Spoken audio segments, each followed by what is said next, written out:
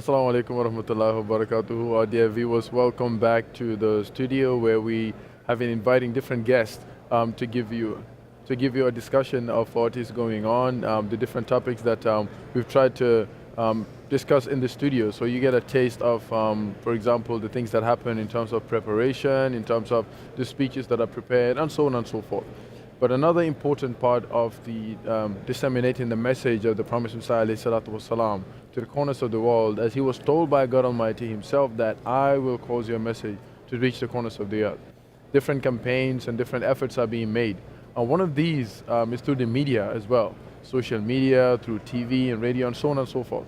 And in the studio here we have a guest, Salam Bhatti Sahib, who is a member of the national media team of the USA Jamaat, and he's also a spokesperson of USA Jamaat. Welcome, Salam Bhatti Sahib. Assalamu alaikum. Jazakallah for having me.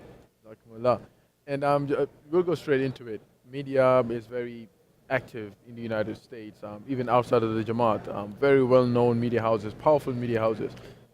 Where would you rank the Jamaat in terms of our footsteps into the media, and what are some of the things that we do? So the Ahmadiyya Muslim Community USA's media team has one goal, and that's to become the leading provider of Islamic content here in America. And so far, we've done a great job. And we've done that great job in numerous ways. So one is just direct contact with journalists, not just national journalists and their producers, but also locally in the 70 chapters across the country. Because we are nothing nationally if we don't have that local effort going on. So we've been working as a team to empower our local chapters to be the leading provider of Islamic content in their cities too. And alhamdulillah, as a result of Hazur's prayers and guidance, we are able to see that happening in many chapters across the country, where the press, whenever they have a question about Islam, always come to the masjid, at the Jamaat masjid or a Jamaat member first before they ask others. And that's a beautiful thing that we're witnessing. We also have a bunch of different campaigns, like the Muslims for Peace campaign, Muslims for Life campaign, which is the blood drive that happens annually in memorial of the 9/11 victims.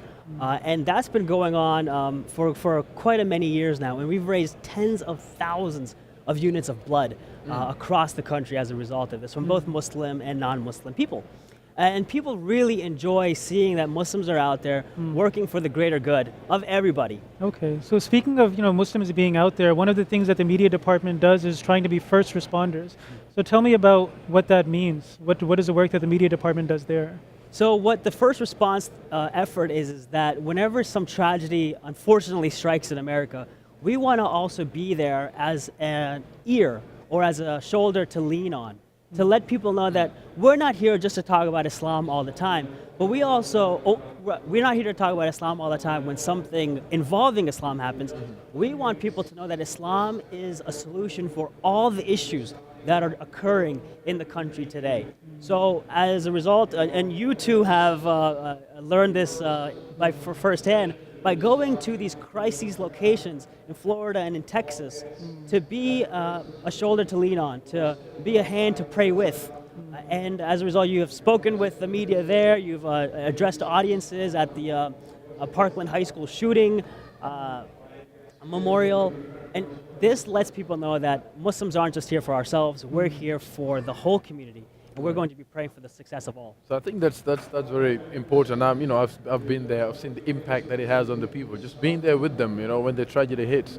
But that's a great side, but one side of things when it's reactive. So what are some of the things that the media team is doing in terms of being proactive? We had a guest here who was the National Tabligh Secretary, National Outreach Secretary. So do you work with them in disseminating the message from a certain perspective, or is it a completely different? Right. Body? So synergy is the word. It's the great thing that keeps us all moving together forward, moving forward together. And anytime one of the departments within the Jamaat has some sort of campaign or initiative that they want to do, and they want to publicize that, then we work hand in hand to amplify that through the media. So for example, like Khuddam al-Ahmadiyya will have their walkathons, and that's a big effort. And if they need our help and they ask, we will be happy to help them and use our resources to help them. When Lajna Imaila have efforts going on, we are happy to help them, have that cross auxiliary and Jamaat approach going on as well as through the different departments of the Jamaat. Okay.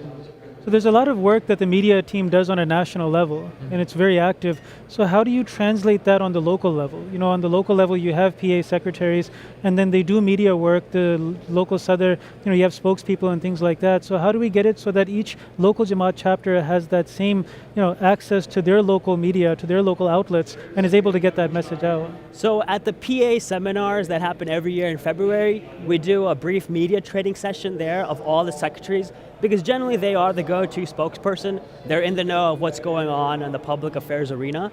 And so they are able to go back home and be that media spokesperson locally. And we also have regional media trainings, which are weekend-long efforts to train a whole region and all the chapters in that region of how to engage with the media. How do you write a media advisory, or how do you distribute a press release? How do you talk with journalists? It's a completely different way of talking, but also understanding that they're humans as well. So how do you engage with them? And how do you make sure you're not only using them when you need them, but also meeting with them in between the stories, having lunch with them, having coffee with them, and making a relationship. Yeah, I think that's important. But when we talk about media, a lot of the times a layman would think, okay, it's only people who are journalists or they've studied specifically for this. Because, I mean, layman tends to see the person who's on the stage or in front of the camera, you know, doing the interview for a few minutes or seconds or whatever. But we know that a great amount of effort goes in before the person comes into the camera. Tell us some of the background work, the volunteer, the size of the team, and you know, how do you guys do all of that? Oh, we have a great team of volunteers, about 20 people strong across the nation, and they are working pretty much nonstop around the clock to make sure our social media handles are going great. The True Islam USA handle has over 75,000 people on Twitter and Facebook in the audience. So this team alone, the True Islam social media team, is 20 itself. And these young ladies all across the country, primarily, are doing a fantastic job of answering people's comments when they have questions about Islam, answering the comments when our IMA are doing live sessions and helping them with their video sessions. We're having them create amazing graphics and short videos about Islam, and it's just a beautiful effort of unity and teamwork across the board. And so when we also want to get our media team volunteers engaged, we have them working on different things. They all have, we have our Tiger team, we call, who does the outreach to the journalists via phone calls when we have a press release issued. And they do a great job of making sure people are aware of what's happening so that they come to the event. So inshallah, we'll be having journalists come to the Jalsa as a result of all of these volunteers' efforts. Yeah, so the media team has put a lot of emphasis on doing live streams, you know, having different imams on live to answer questions. So this is a little bit different from the previous efforts that we've been doing. You know, we've of course had op-eds, we've had letters to the editors, we have tweets, you know, we're on the ground and things like that. So how about, how do you find the effect of these live streams to be with the True Islam campaign? Right, so with our True Islam audience of over 75,000 people, we have the Ask an Imam sessions pretty much daily. And during Ramadan, we were doing that every single day, and in conjunction with a dars or a commentary on the Holy Quran as well, so that our followers could learn about what Ramadan is, what the Holy Quran talks about, and also get their questions answered. But now we've gone back to the regular just Q&A sessions, and this is really important because to be the leading provider of Islamic content, we can't just focus on media, we need to focus on social media as well. You know, media is about the TV in the living room, but social media is about being in somebody's hand, in their bedroom, in their car, or anywhere else in the world.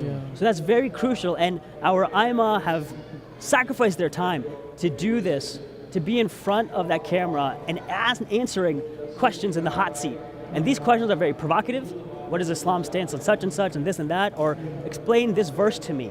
And we have, our analytics are just amazing when you look at the hundreds of thousands of people who have been watching these videos and gaining insight into Islam from Ahmadi Muslims. Yeah, I think if you also look at the background of how this Jamaat has been growing in terms of reaching out to people in the time of the Prophet ﷺ, and he was so involved in letter writing books and, you know, public speeches and you know, writing lectures which were being read on his behalf and so on and so forth.